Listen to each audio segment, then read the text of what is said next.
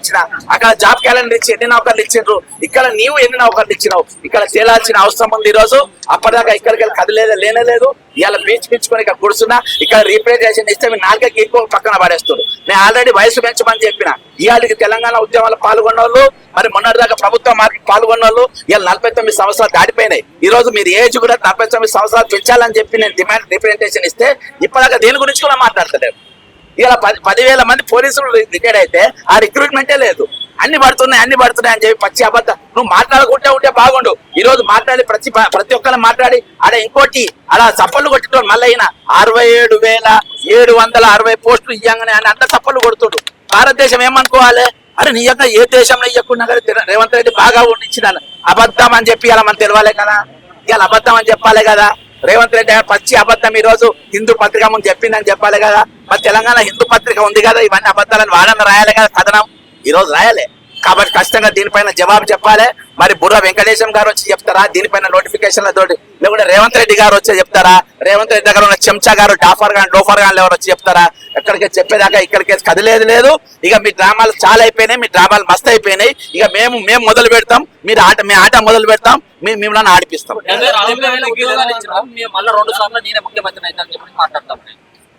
2 సార్లు కాదు 10 సార్లుగా అమ్మని ఎవరో అంటాడు.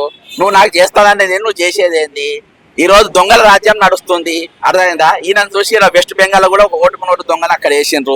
కాబట్టి వచ్చే రోజులలో ఈరోజు దొంగతనాలు చేస్తున్నారు. కాన్స్టిట్యూషన్ అనేది అయిపోయింది.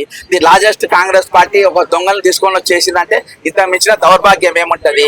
కాబట్టి ఇక్కడ మన లెక్కలు చెప్పేదాకా ఇక్కడికి వెళ్ళి కదిలేదు లేదు. ఈడ మన లెక్కలు చెప్పాల్సిందే. ఇక్కడ మనకు ఎన్ని పోస్ట్ ఇస్తా ఆ పోస్టుల లెక్కలు చెప్పాల్సిందే. అప్పటిదాకా ఇక్కడికి కదిలేదు లేదు. ఇక్కడికి వెళ్ళి పొజిషన్ వచ్చి కూర్చుంటాం.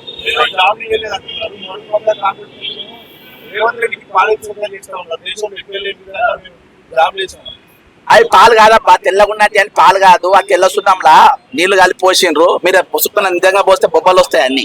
ఆ ఒరిజినల్ పాలు కాదు. అది కాంగ్రెస్ లో సంఘం అది 34 ఏళ్ళు నుండి వచ్చిన అది ఒరిజినల్ పాలు కాదు. అవన్నీ సున్నం. అది గంగ సున్నం పట్టుకొని వచ్చి అన్న నీళ్లు కలిపి పాలను పోసింది సున్నం నీళ్ళు. దే ఆర్ నాట్ ఇవి. కాబట్టి ఈ రోజు మీకు నిజంగా మీకు ఇవన్నీ ఒకటే చెప్తున్నాబ్బా. ఇవాళ రేవంత్ రెడ్డి గారికి చెప్తున్నా, గల్లా ఎగిరేసుకోండ్రా. ఈ పోస్టులన్నీ నేను ఇచ్చిన డేట్లతో చూపి నన్ను ఇక్కడనే తీసుకపోయి జైల్లో పెట్టి బెయిల్ కూడా తీసుకోండి. లేకుంటే ఇగో దీనికే ఉడిది జెరసనంటే పచ్చి అబద్ధాలు ఆడుతున్నాని టీజీపీఎస్సీ బోర్డు ఉన్నది కదా ముందు, ఆ బోర్డుకే నన్ను ఉడిది. అర్థమైందా? లేదు అనంటే నీ అబద్ధం అనుకుంటే నీ పోలీసు వాళ్ళని తీసుకెళ్ళి అరెస్ట్ చెప్పి నన్ను రోజు ఇక్కడ అరెస్ట్ చేసి తీసుకపోతే ఇవన్నీ చెప్పిన అన్ని అబద్ధాలు అన్నట్టు, నేను చెప్పిన అన్ని వాస్తవాలు అన్నట్టు. ఒకవేళ ఆయన చెప్పి నిజం అనుకో, ఇవన్నీ ఆయన నోటిఫికేషన్ తో అన్న ముందుకు వస్తాడు, చూపెడతాడు. మీ ముందే నన్ను తీసుకుపోయి 4 దంతాను తన్ని దీనిగా టీజీపీఎస్సీ బోర్డుకు నన్ను ఉడిగిస్తాడు. లేకుంటే ఆయన తప్పే అనుకో, ఆయన దగ్గర లెక్కలు లేవు, మాట్లాడిన దొంగ మాటలు, లంగ మాటలు, 420 మాటలు, 840 మాటలు, 1216 మాటలు అనుకో, నన్ను తీసుకుపోయి పోలీసు వాళ్ళతో అరెస్ట్ చేయించి లోపల పెట్టిస్తారు. జరగబోయేది ఇదే. కాబట్టి ఏదో ఒకటి తాడో పేడో తేలేదాకా ఇక్కడ లేచేది లేదు. ఇవాళ నిరుద్యోగ సంఘాలను మొత్తం కట్టేసారు.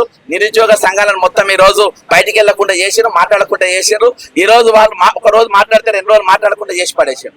ఒక రోజు ఇచ్చేస్తే ఈ రోజు స్వార్థంతో ఈ రోజు అయోమయంలో ఉన్నది నిరుద్యోగులు, గ్రామీణ ప్రాంతంలో ఉన్న నిరుద్యోగులు, గ్రామీణ ప్రాంతంలో అథ్లెటిక్స్. ఈ రోజు మాకు నౌకరు వస్తాయి, రేపు మేము ఉద్యోగాలు చేస్తాము అని చెప్పి ఈ రోజు ఎవరైతే ఆశ పెట్టిరో వాళ్ళ ఆశలన్నీ ఈ రోజు అడియాశలు చేసిన రోజు. కాబట్టి ఈ రోజు ఏ నిరుద్యోగుల ప్రభుత్వం అని మీరు చెప్పుకున్నారో మిస్టర్ రేవంత్ రెడ్డి, ఈ రోజు ప్రియాంక గాంధీ గారు కూడా అబద్ధం చెప్పిండ్రు. ప్రియాంక గాంధీ గారు ప్రతి నెల 4,000 నిరుద్యోగ వృత్తి తెలంగాణ ఉన్న పేదల అందరికి ఇస్తాము, అంతేకాకుండా 2 లక్షల ఖాళీలు సంవత్సరం లోపే దింపుతామన్నారు. 2.5 సంవత్సరాలు అయిపోయింది. ఈ రోజు రేవంత్ రెడ్డికి ఉద్యోగం వచ్చింది. రేవంత్ రెడ్డి తమ్ముళ్ళు పెద్ద కోటీశ్వర్లు అయిపోయారు. సీతక్క నౌకరు వచ్చింది, సీతక్క మన దగ్గర తిరిగింది. పొన్నం ప్రభాకర్ పెద్ద నౌకరు వచ్చింది. అందరు బ్రహ్మాండంగా నౌకర్లు చేసుకుంటే లాస్ట్ లో బల్మూరు వెంకట అనేటువంటి కూడా పదవి వచ్చింది. అంటే మీరు అర్థం పెట్టుకొని నిరుద్యోగులు అర్థం పెట్టుకొని ఈ రోజు ఏలాని వాడు అంటే జైలుకుపోయేది. ఎందుకు జైలుకుపోయేది నాకు పంపలేదు.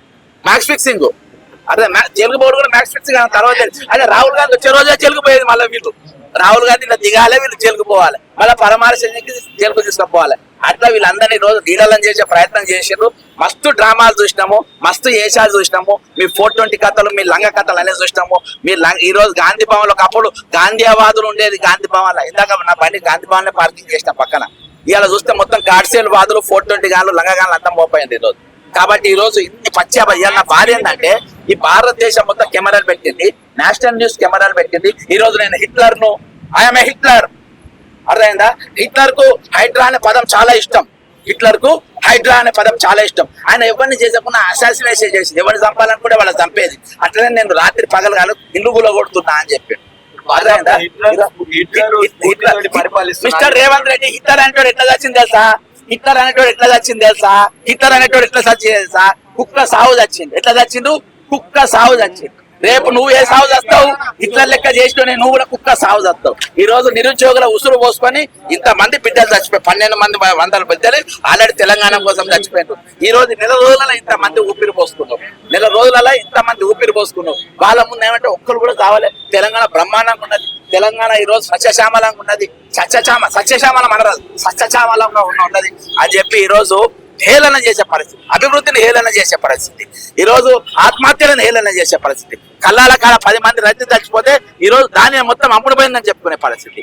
కాబట్టి ఈ రోజు రేవంత్ రెడ్డి మాట్లాడుతూ రాజశేఖర్ రెడ్డిని పూర్తిగా తీసుకోదలుచుకోలేని చెప్తాం. రాజశేఖర రెడ్డిని ఎందుకు తీసుకుంటాడబ్బా? ఎందుకు తీసుకుంటాడు? ఈయన ఎన్డీఏనా ఆయన? ఈయన ఎందుకు తీసుకుంటాడు? ఈయన దరిద్రుడు, అష్టదరిద్రుడు, తెలంగాణ ద్రోహి, ఒక దొంగ ఎందుకు తీసుకుంటాడు? ఆయన ఆదర్శం తీసుకుని తెలంగాణ ద్రోహం చేసినట్టు, తెలంగాణ దగా చేసినట్టు. ఈ రోజు అన్నిటికన్నా భయంకరమైన తెలుసా? ఉద్యోగుల దగ్గర 1.5% వాళ్ళు చెప్పకుండా నొక్కేసిన దొంగవు నువ్వు. ఉద్యోగుల జీతాలకు వెళ్ళి వాళ్ళ తెలియకుండా 1.5% జీతాలు వాళ్ళ తెలియకుండా కసక్కన కోసుకునే దొంగవు నువ్వు. కాబట్టి దొంగ వేషాలు, లంగ వేషాలు, ఫోటో నేను బరాబర్ చెప్తున్నా, మనస వాచ కర్మన త్రికన్న శుద్ధితో చెప్తున్నా. ఈ తెలంగాణ ముఖ్యమంత్రి దొంగ, 420 అబద్ధాలు ఆడతాడు, మోసం చేస్తాడు, ఎవరినన్నా మోసం చేస్తాడు. ఇవన్నీ నేను చెప్పలే, పోలీస్ ఐపీసీ రికార్డులు చెప్పినాయి, ఆయన మీద ఉన్న కేసులు చెప్పినాయి, ఆయన మీద ఉన్న ఇవి చెప్పినాయి. కాబట్టి ఆ గోరెంకటేశ్వర గారు కూడా వచ్చినట్టున్నారు. వీళ్ళు ఉన్న వాళ్ళు అంతా నోబెల్ బహుమతి గ్రహీతలే, ఎవరు మామూలు కాదు. అంతా నోబెల్ గ్రహీతలు వచ్చిండ్రు. వీళ్ళ పేర్లు అన్ని కదా ఈ రోజు ఐక్యరాజ్య సమితిలో నామినేషన్ జరుగుతాయి. అన్న మహానుభావులు గొప్పలు. కాబట్టి వాళ్ళు వచ్చి ఇక్కడ లెక్క చెప్పేదాకా ఇక్కడికి లేచేది లేదు, ఇక్కడికి వెళ్ళి అది లేదు.